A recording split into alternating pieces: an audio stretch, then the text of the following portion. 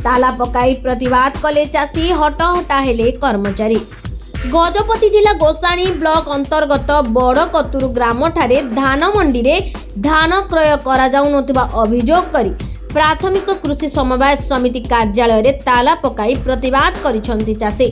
मंगलवार गतकाली दिन तमाम मुख्य फाटक रे ताला पकाई दिया जाइथिबा जोगु कर्मचारी माने कार्यालय रे भितरे रही जाइथिले। चाषी माने अभियोग करिसंती जे प्रशासन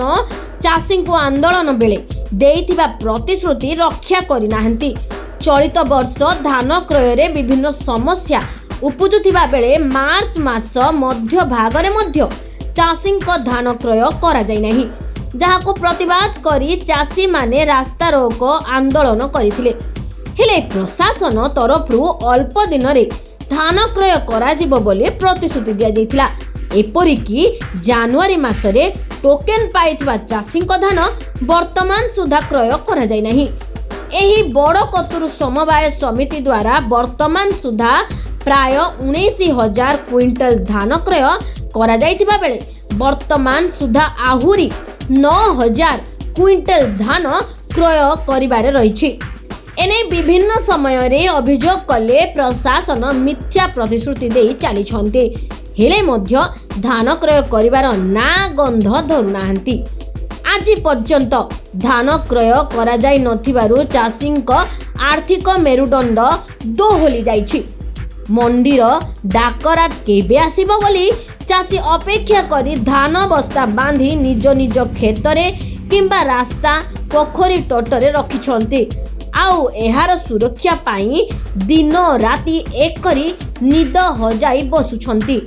अपर पक्षरे एपरी बाहरे धान बस्ता रहिथिबारु मूसा घुसुरी बुला गाई गोरु आदि धान बस्ता को कटा कटी करी नष्ट करिवा सह खाई जाउछन्ती।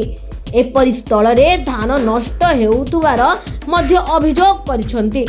जदि 13 तारिख सुधा धान क्रय पाई कोनोसी बंदोबस्त करा न जाए तेबे मार्च 14 तारिख दिन बड़कतुर अंचल रे थिबा विद्यालय कार्यालय आदि को धान न सरिबा पर्यंत संपूर्ण बंद करा जिबा सह पारଳାଖେମୁଣ୍ଡି ब्रह्मपुर मुख्य रास्ता को अवरोध करा जिबो बोली ग्रामवासी चेतावनी दैछन्ति।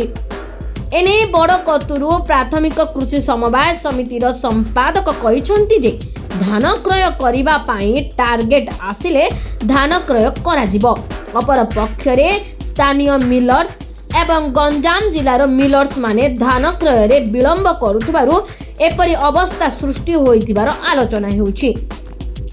मो ना पी वरप्रसाद नायडू आमे बड़कतुर सोसाइटी चाषी आमे बड़कतुर ग्राम पंचायत बड़कतुर सोसाइटी प्राय 3टा पंचायत माने गोरनी बड़कतुर अन्य पंचायत मिसिकी गोटे सोसाइटी आज पर्यंत 4,000 क्विंटल सोसाइटी किनिची, किंतु आज पर्यंत तांके नहीं पारनांती। हमको मार्च जनवरी 19 तारिख रे आमे सारियापिलिदार रे राजरास्ता कर रे आमे स्ट्राइक करथिला समय रे हमको 24 तारिख रे नेबे बोली तांके कहिथिले, किंतु आज मार्च 11 पर्यंत हेला प्राय 2 मास हे जाउची आज पर्यंत दान नहीं नांती। माने 7 तारिख टोकन स्टार्ट हैला मोर 13 तारिख रे भी आज जाइनी। 4,000 क्विंटल एबे सोसाइटी रे पड़ची और 9,000 क्विंटल हमर बैलेंस टोकन आज पर्यंत आसीनी और 88 माने 88 मेंबर्स रो टोकन टा लैप्स हो जाइए। तांकर अवस्था कौन है कि हमरा एपर्यंत जाननु। आमे प्राय सब बेले कहूँ आमर प्रशासन कहूँ लालीपप दे दौची आमको काली नेबे पोर दिन नेबे एटा लालीपप देकी आमको कहीकि आमको गुंजे देउछन्ते, किंतु आमे 13 तारिख संध्या सुधा आमर 4,000 क्विंटल और 9,000 क्विंटल आमको टार्गेट न मिलियो आमे इटे बसबू पूरा राजरास्ता बंद हम पार्ला आमर जो बड़कतुर ग्राम पंचायत रे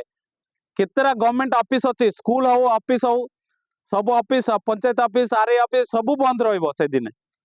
हमको 13 तारिख सुधा 4,000 क्विंटल धान जीवा पड़ियो और 88 रो जार लैब्स होइछि तांके भी धान किनिया पड़ियो 13 तारिख सुधा और जार एबे 9,000 क्विंटल हमको दरकार बैलेंस अच्छे से बैलेंस भी से दिन सुधा जदि मिलियोनी तो 14 तारिख सकाल 7 आमे बंद करो जदि पर्यंत आम धान जीवनी जार जार टोकेन रही जाइए समस्त जीवा पर्यंत ये पूरा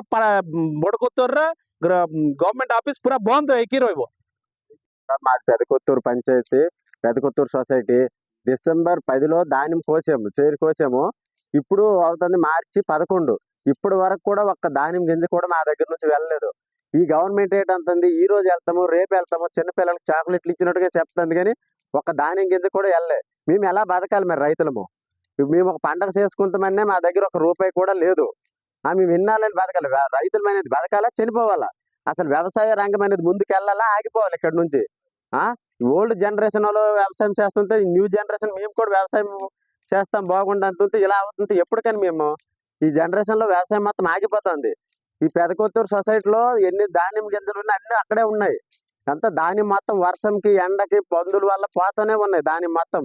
ఎప్పటికీ తీసుకోవడం లేదు ఈ ధాన్యం పోతుందే చూస్తుంది రైతుల సమస్యలు ఎందుకు పట్టించుకోవడం లేదు 3 నెలలు అవుతుంది ధాన్యము కోసి మేము ఎప్పటికీ వెళ్ళకపోతే ఇంకేం చేయాలి రైతులము ఇంకెన్ని రోజులని ఈ నిరీక్షణ మేము కంటిన్యూ చేయాలి రోజుల్లో కానీ ధాన్యం వెళ్ళకపోతే మేమంతా కలిసి 14వ తేదీ రైతులం అందరం వచ్చి ఇక్కడే ధాన్యం వెళ్ళే వరకు ఇక్కడే కూర్చొని ఉంటాం గవర్నమెంట్ ఆఫీసులన్నీ కూడాను బంద్ చేస్తాం మొత్తం ఏది కూడా తెరిచే పరిస్థితి అయితే లేదు ధాన్యం వెళ్ళాక అన్ని ఓపెన్ అవుతాయి స్కూలు ఆర్ఐ ఆఫీస్ అన్ని బంద్ అయిపోతాయి రోడ్డు గార్బా सिंगीपुरम चैतन्य हमारे गाँव है सनकोत्तूरू हमारे सोसाइटी है बड़कोत्तूरू दाना चावनी से हम दाना कटिला डिसेंबर 2 ने कटिला आज डेट है नष्ट अद्ध नष्ट एबे मुसरेटा खाई से दाना मुसरेटा खाई दाना मुसरे मूसा मट्टी रही हमारे दान अद्ध नष्ट एबे डेट आई मार्च 11 को हमारे सोसाइटी पाखे 4,000 क्विंटाल टा हमारे सोसाइटी पाखे रही आम सोसाइटी से जैन पसंद से हमारे सरकार ना हमको टिकेटा लॉलीपॉप टा देछि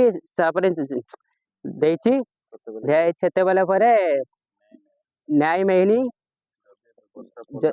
जदि कला मरे वर्षा पड़ला